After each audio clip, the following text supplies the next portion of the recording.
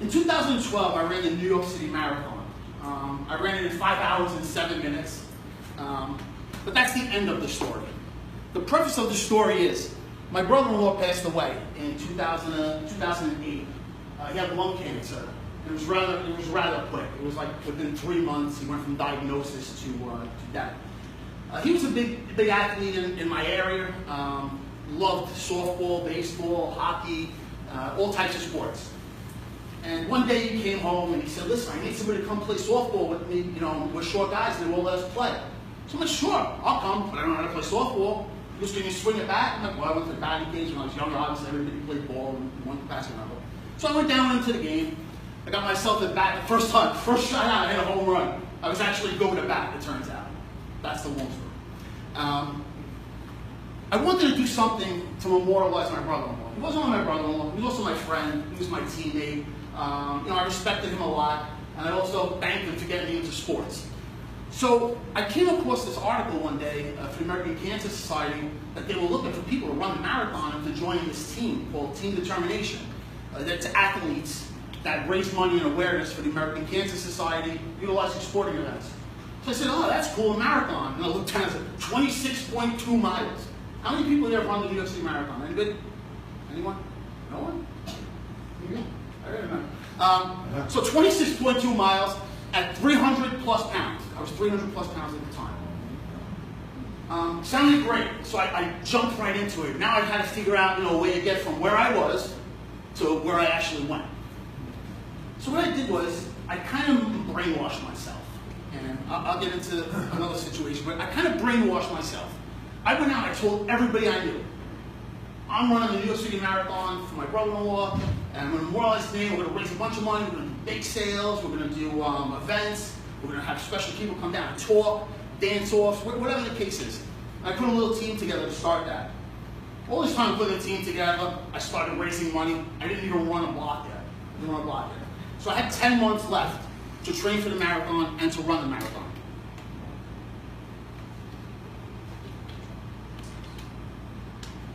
I went home one night. After that 2 weeks, we started raising money already. It was great. The whole community pitched in.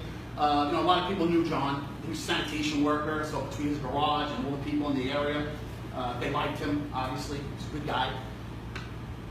I went home that night and I said, all right, I got to figure this out. How am I going to run this marathon? I was like, all right, why don't you go run and see how far you can get and see what you can do. So the next morning I woke up. I got the loosest pair of clothes I could find. Got some socks. I don't even know what kind of socks they were. They weren't running socks. And I threw on a pair of Air Jordans to go run. I went in front of my house. I stretched for about 10-15 minutes. When I tell you, I felt like I ran a marathon after stretching. I was sweating. I couldn't breathe. My back was killing me. I was just stretching. I don't know how to stretch. It wasn't a run. So I grabbed my leg like this. I don't know how to go running against the wall. I'm like, yeah, that feels like that's doing something. So now it's time to run. I put on the most motivational song I could find on my... I'm not even say what the song is. Something to do with Baby Got Back or something like that. But anyway, I run to the corner of my block, which is, it's not a city block, it's a suburb block. Ran to the corner of my block, and I swear I couldn't run anymore. I was laboring for breath, I was bent over, my back was killing me, my knee was killing me. I think I pulled a hamstring or something. Everything just hurt. So I'm like, wow, I'm walking back to my house dejected. I'm like, you're gonna try to run 26.2 miles? You couldn't even run like point this of 1 mile. The first day. So, went back, depressed a little bit, and I went back to my wife and said, what's wrong? I'm like, I went to the corner. That's it. She goes, don't worry, honey, you can do it. She's a very supportive person. She don't care. She knew that if I put my mind to it, I'd be able to do it, based on previous things that we've done. The next morning, I woke up, I went to the store. I saw some guy in the store worked in Foot Locker. And I told him, listen, I'm going to run the marathon. He laughed. You know, I'm like, not really, I'm running the New York City Marathon. The full marathon? Like, yeah, the full marathon. He goes, well, you got to get you some good sneakers because those ain't going to cut it. He goes, who runs with Jordans? I was like, yeah, I figured basketball, they're running. It's a run, I thought it was a running shoe. It's not a running shoe. People don't ever run with Jordans on, trust me. Unless you're on a wood floor and shoot hoops. So I got the sneakers, and now they're giving me tips and little tricks, to help me with the marathon, tell me about the ebb and flow of the race and each mile marker and stuff like that. So I went home and I couldn't wait to try them out. So I threw the sneakers on, I threw the gear on, and I said to myself, this is how I conditioned myself. I said, you ran a block yesterday. You gotta be able to run 2 blocks today. You got it. You just push yourself. If you die, you got it. Do it. Do it. Do the 2 blocks. And I did. I did the 2 blocks. So now I knew I could do 1, then I knew I could do 2 blocks. I went home, I wrote down on paper. Around 1, 2, and I gave myself, I timed out the months, and I figured it would take me about 3 years to run a marathon. So I had to turn that up a little bit. So I did. I went from 2 instead of doing 3. I did 4 blocks, 5 blocks, 6 blocks, 7 blocks.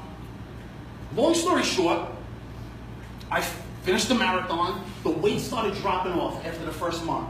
I didn't change it. I ate the same amount of mozzarella and bacon every day. Or mozzarella. I don't know how we say it. I ate the same things I was eating every day. But then I noticed, one day I had a wrap for breakfast and I ran a little bit better. So I started seeing that nutrition could play a part in it. Not that I was going to change my lifestyle, because I love to eat. I don't care if I'm bringing it back. I love to eat. If I can't eat and live, I don't want to live. That's how much I love to eat. I love my food. Thanks, Mom. So I put the plan together, and I worked it with my support staff. Now, how I ran into my fear, which was what this all started with, was by telling everybody. Like, I knew if I told everyone, I'm the kind of person I don't want to let people down, whether it's 1 or 100.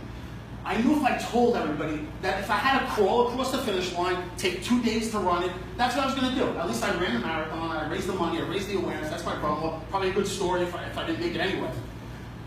As I was training, Channel 4 News calls me up one day. Oh, we heard your brother. Oh, how'd you get out? Somebody called us. All these news agencies started calling me. All I was doing was running marathons. 30,000 other people that were doing it. But they all took a hold of the story. They took a hold of what they thought the journey was going to be like. And I mean, I was on Channel 4 News, Channel 5 News, the New York Post, the Daily News, the local paper, which spread awareness now for the American Cancer Society and for Sal, who's running a marathon. This fat guy's running a marathon, 26.2 miles. Everything? I'm trying to help you. Oh, okay. Yeah, no, the remote wasn't working. By getting all that awareness in the news, people came out in droves to support us. Bakes, we couldn't cook enough cakes, we couldn't make enough cookies. We raised $1.1 million on my team determination at ACS. So everything that we did from start to finish culminated and brought it to fruition to where we were able to memorialize my brother-in-law's name. We raised good money. Oh, one more thing about the money. It wasn't that money that just goes there and salaries. We said any money that our team brings in was going to go to the local community. So we knew what was going on. We knew that we needed an accessoride. We knew that we needed more x-ray machines. We knew what drugs we needed. And we started working hand in hand with the American Cancer Society to make sure that money went to where they said it was going to go when we originally signed up. So that was my first example of running into fear. At the time I didn't know that I was running into fear. I didn't know what it was. It was just later on when I started using the same premise to do like everything in my life. I wanted to write a book. I always wanted to write a book. I had a lot of things to say. And I used to write guides for my loan officers. How to sell, how to figure out a DTI, how to do this, how to do that, illustrations, all that stuff. I would write nice manuals. Everybody used to say you should publish those manuals. It's like they're manuals for us. This is how we do things. And the way the mortgage business changed.